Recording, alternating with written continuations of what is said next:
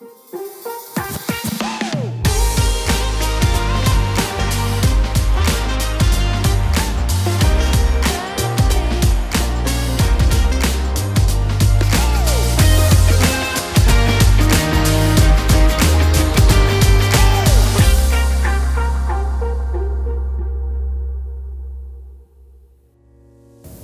live in a busy, fast-paced world, and it can be really overwhelming sometimes. So it's important to have strategies in place to take care of ourselves and make sure that we are at our best. So today we are going to dive into the topic of self-care. Self-care is any deliberate action that you take to attend to your emotional, physical, or psychological needs. Self-care is a crucial part of healthcare.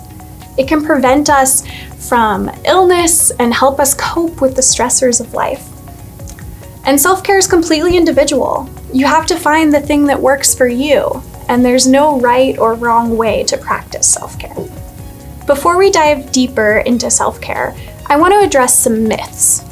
The first myth is that self-care is an indulgence. Sure, self-care can look like buying bath bombs or getting a massage, but real, meaningful self-care includes making mindful changes to our thoughts and behaviors that aren't contributing to our well-being or happiness. It's a lot more than just treat yourself. The second myth is that self-care is selfish. That just isn't true. When you make time for yourself and take care of your well-being, you'll feel better and more energetic, and you'll ultimately be able to do more both for yourself and the people around you. The third myth is that self-care is a one-time experience. You take a day off, you have a vacation, and suddenly you're good to go. That's not always true either. Looking after yourself is an ongoing practice in building your resilience to face all of the different hardships life throws at us and help us prevent burning out. The fourth myth is that self-care is time-consuming. It doesn't have to be. A big part of self-care could just be taking a few deep breaths before starting an activity, or reminding yourself to drink enough water throughout the day. It can be as small as that. So now that we have addressed some of the myths of self-care, let's talk about some of the benefits. Self-care helps you to be at your best. It helps you maximize your potential, and it can improve the quality of your life in a lot of different areas. It also can increase your physical and mental resources. It can add tools to your tool belt to help you deal with all of the stressors that come your way.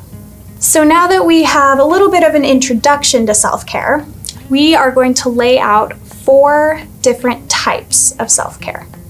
We have physical, practical, emotional, and social. So first, let's talk about physical self-care. Physical self-care is taking care of your physical well-being, taking care of your body. This includes eating healthy, whatever that looks like for your body, drinking enough water, hydrating, exercise, again, that might look different for different people, sleeping, having good hygiene practices, and regularly visiting your doctor. Now, everybody is different, and I am not a medical professional, but these are some general tips for ensuring that you get better sleep. And that is a huge part of physical self-care. So in order to get better sleep, some general ideas are to make a routine for every night. Going to sleep at the same time and waking up around the same time can get your body into a really good rhythm so that your sleep is more consistent. Try using the hour before bed for some quiet time. Maybe do some reading if that's something you like, or meditation or yoga. Avoid artificial light at night. This one is very hard, but it is something that can help improve your sleep, potentially. Avoid large meals within a couple hours before bedtime. It doesn't give your body as much time to digest before it needs to focus on sleeping well. Avoid nicotine and caffeine, especially after noon. Keep your bedroom quiet, cool, and dark. Or maybe take a hot bath or use other relaxation techniques before bed. Those are all different things that could hopefully help you have a little bit better sleep if that's something you struggle with. Another huge part of physical self-care is our personal hygiene. Things like washing our hands regularly can help prevent the spread of disease in our community. Additionally, brushing our teeth and flossing can help keep our teeth healthy for a long time. Bathing regularly, washing our body often, making sure we're getting all that bacteria off, washing our hair at least once a week, changing into clean clothes at least once a day, and turning away from other people or using a tissue or the crook of our elbow to cover our nose and mouth when coughing or sneezing. These are all, again, just general tips that can help us be healthier overall. So that's how to take care of your body in kind of a physical sense. But now let's talk about taking care of our personhood in a practical sense. One practical way we take care of ourselves in our society is managing our money. Now, this is a huge topic, but we're just going to dive into some basics of budgeting and personal finance. A budget is a plan for how you intend to spend your money. The very first step to that is knowing your income. Maybe you're in a place where you don't really have an income yet, or maybe you have an allowance, or you get a certain amount of petty cash each month. Regardless, knowing how much money is coming in, whatever form that takes. The next step is to sit down and think about your needs and your wants. Needs are things like a roof over your head, water, food, things that take care of those physical needs that we talked about a little bit earlier. Now, wants, those are your fun things. That's going to a movie, going out for ice cream, buying a new CD, whatever that looks like for you. Now, when you have a budget, it's also important to consider how much you want to save every month. How much are you putting toward future expenses? So those are just some basic steps to start you thinking about budgeting. As you're developing that budget, you want to make sure that you are not spending more than you're making. You want to make sure that there is more money coming in than there is going out. If you don't do that, it could lead to debt, and then we get into interest and all kinds of other things. You also want to make sure that your budget accommodates all of your needs. If you're looking at it and the numbers just aren't adding up, you may need to try again or ask for help. Practical self-care also includes our personal safety. Whenever we are out in the community, we want to be aware of what is happening around us, what's going on. You also want to know who you can trust. Take a minute and think about who are the trusted adults, friends, or family members in your life. Who can you ask if you need help? Who could you go to if there was an emergency? It's always good to know who those people are in case you end up in a situation where you need to call on them. Additionally, you may have learned the term stranger danger. When we are out in the community, we don't want to talk to just anybody because we don't know them. So we want to make sure that we protect ourselves by only talking to people that we know and trust, or people who are in a uniform and there to help us, such as a bus driver. And finally, trust your instincts. If you ever feel uncomfortable in any sort of situation, call one of your trusted adults or leave that situation as quickly as you can. Some other general practical self-care tips involve developing a schedule or a calendar so you know what to expect day to day in your life. This can help us manage our time, make sure that we have enough time in our day to do all of the things we need to do. And that includes self-care. That includes planning time to make sure you're eating, exercising, meditating, whatever it is that works for you. Additionally, this is just a general good tip. We don't want to give away personal information to anybody, online or in person, that we don't know. Those are all things that will help protect us in a very practical sense. The third type of self-care is emotional. And this is a really important one. This is how we take care of our feelings and our psychological selves. Emotional self-care is about being in touch with your emotions and understanding how to deal with them in constructive ways. Mental self-care is taking the time necessary to care for your mental health. This can help declutter your mind and reduce your stress levels.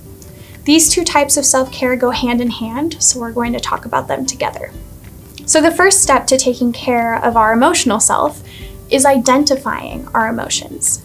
These are things that we feel in our minds and bodies when things happen to us. For example, we might feel happy when we eat our favorite food or see one of our favorite people, or we might feel angry if someone takes our things or calls us a name. So now I'm going to break down some examples of healthy coping mechanisms. And it's important to note that everybody's different. Some of these might work for you and some of them might not. Part of exploring your self-care is trying different things and figuring that out. So here's some examples. Things like breathing techniques, learning how to take deep breaths, how long to hold your breath in, all of those different things could be really helpful for dealing with emotions. Going to others for support, friends, family, teachers, trusted adults in your life, and talking through the emotions that you're feeling can be really healthy. Some people feel better when they exercise, when they do something active and get their endorphins pumping, raising their heart rate. Sometimes that can help you deal with your emotions as well. Sometimes eating healthy foods can help you feel a little more regulated. Having hobbies, things that you enjoy doing, whether it's painting or drawing or playing a sport, all of those different things can help regulate your emotional health. Another thing that helps a lot of people is getting in touch with nature. Going for a walk outside, watching the sunset, whatever that looks like for you. You could also journal, write out your thoughts, especially if you aren't quite ready to say them out loud. This can be a really good way to express some of the things that you're feeling. Another way is to build something or create something. Sometimes we can channel our emotions into art. So that's another really great way to cope when those things come up. Another way to regulate how we feel is affirmations or positive self-talk. If we are feeling down, we can talk ourselves up, give ourselves a little pep talk. Say things like, I am smart, I'm funny, people like me, my thoughts and feelings matter, I'm kind, and I'm a good friend. Saying these things to ourselves helps us to believe it, and again, helps us to regulate how we're feeling, especially when we're feeling insecure about ourselves.